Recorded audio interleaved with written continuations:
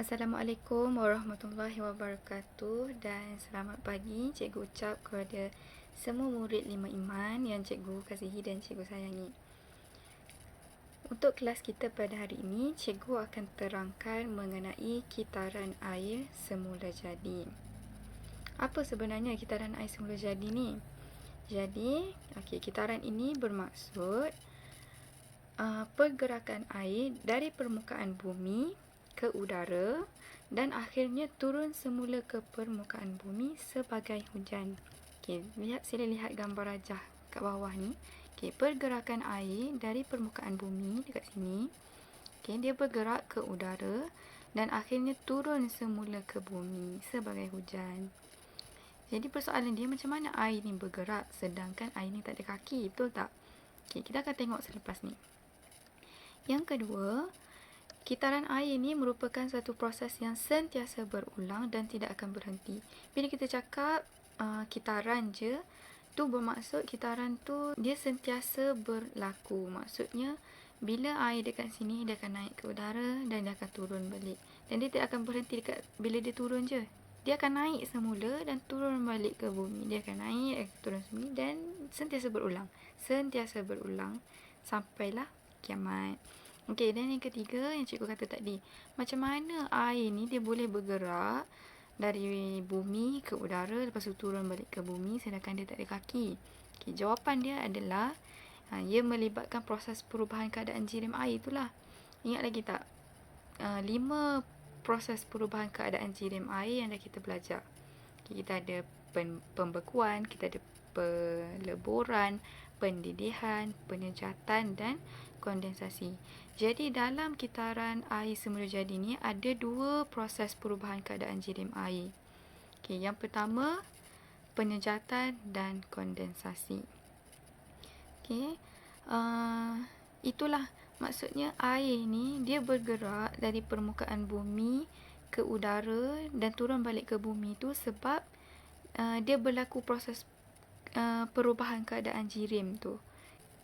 Jadi persoalan sekarang, macam mana kitaran air ni sebenarnya berlaku?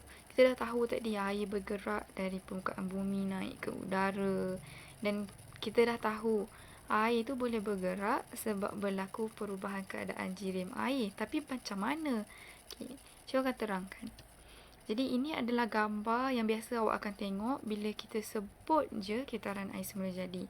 Kita ada ni tempat takungan air, sama ada laut ke, sungai ke, tasik ke ataupun mana-mana kawasan yang ada air.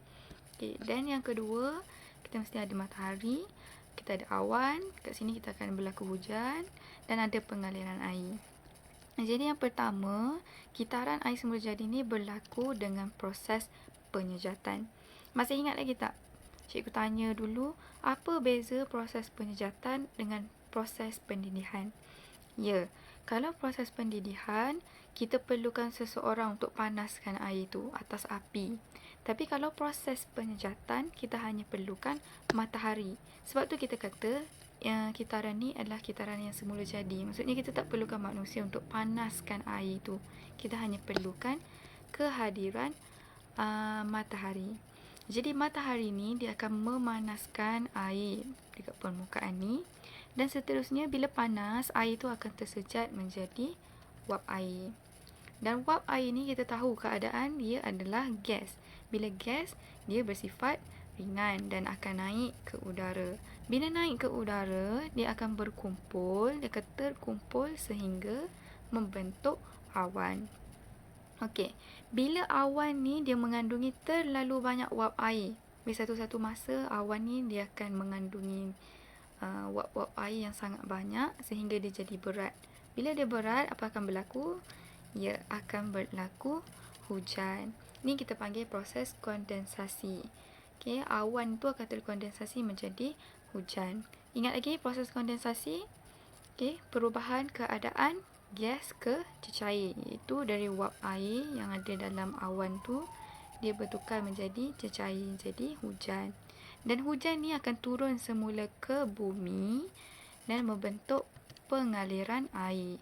Air ni dia boleh mengalir ada 2 cara. Yang pertama menjadi sungai dan yang kedua diserap oleh tanah. Dan kedua-dua pengaliran ni dia akan mengalir ke laut. Jadi biasanya memang dia akan berakhir dekat laut. Dan bila dekat laut akan berlaku balik proses penyejatan ni. Okay, dia akan berlaku balik proses penyejatan, lepas tu akan terbentuk awan. Lepas terbentuk awan dia akan membentuk hujan. Jadi sebab itulah kita kata kitaran air semula jadi ni dia sentiasa berlaku, tak akan berhenti. Dan boleh kat sini juga kita boleh faham bahawa air yang kita minum setiap hari tu bukanlah air yang baru, tapi ia merupakan air yang diproses melalui proses kitaran air ni lah. Mungkin air yang kita minum hari ni tak kisahlah air kukuh ke air kowi ke air apa-apa saja yang kita guna tu, mungkin hari ni kita minum dia tu, semalam dia jadi awan. Mungkin macam tu ya. Jadi inilah dia proses kitaran air semula jadi. Bila orang tanya apa urutan dia, inilah dia. Dan macam mana ia dikaitkan dengan penghasilan hujan, inilah dia. Sebelum hujan tu terhasil, ada dulu proses ni, penyejatan dengan pembentukan awan. Bukan tiba-tiba terpancut air dari langit ya. Okay. Ini adalah urutan dia. Kita dah belajar dah hari ni. Okay. Jadi persoalan seterusnya, penting ke kitaran air semula jadi ni? Jawapannya ya, betul. Dia sangat-sangat penting. Apa akan jadi kalau kitaran air semula jadi ni tidak berlaku ataupun ada masalah pada kitaran ni? Yang pertama, ini adalah fenomena dia, El Nino. Kita panggil El Nino. Fenomena di mana bumi sangat panas dan sangat kering. Ini keadaan dia. Dan yang kedua adalah kemarau. Tengok gambar sebelum dan gambar selepas. Cikgu lupa negara apa yang cikgu ambil gambar ni. Tapi luar negara lah, bukan dekat Malaysia ya. Tengok gambar sebelum, air sangat banyak. Dan gambar selepas kemarau, air menjadi sangat sikit. Bayangkan macam mana kita nak hidup kalau air sangat sikit. Nak minum susah, nak mandi susah, nak makan pun susah. Okey. Dan yang ketiga adalah, ini pun situasi kemarau ataupun El Nino tadi. Haiwan ternakan pun boleh mati sebab terlalu kering. Tak ada minuman, tak ada makanan, pokok kering, sangat panas sampai kan boleh terbakar. Jadi berdasarkan 3 gambar yang cikgu tunjuk ni, kita boleh simpulkan bahawa kepentingan kitaran air semula jadi ni ada 3. Yang pertama, untuk membekalkan air yang bersih kepada hidupan. Kat sini cikgu ambil contoh manusia lah. Kita gunakan air untuk memasak, untuk mandi, untuk minum. Dan untuk haiwan ternakan pun macam tu lah. Untuk dia minum, untuk tumbuhan, untuk dia sentiasa subur. Membekalkan air yang bersih. Yang kedua, bukan sahaja kita akan dapat air yang bersih, tapi bekalan air yang kita dapat tu sentiasa cukup. Kalau berlaku gangguan pada kitaran air semula jadi ni, akan berlaku tadilah macam kemarau tu, air tidak cukup. Bila tidak cukup akan jadi terlalu banyak masalah dalam kehidupan kita ya. Sangat susah.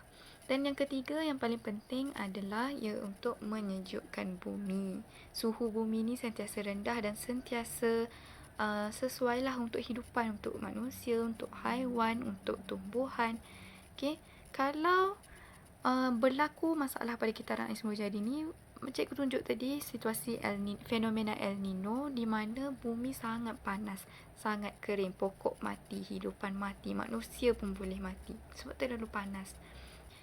Jadi itu sahaja untuk pembelajaran kita hari ini. Kita telah belajar mengenai macam mana kitaran air semula jadi itu berlaku dan apa kepentingannya kepada hidupan.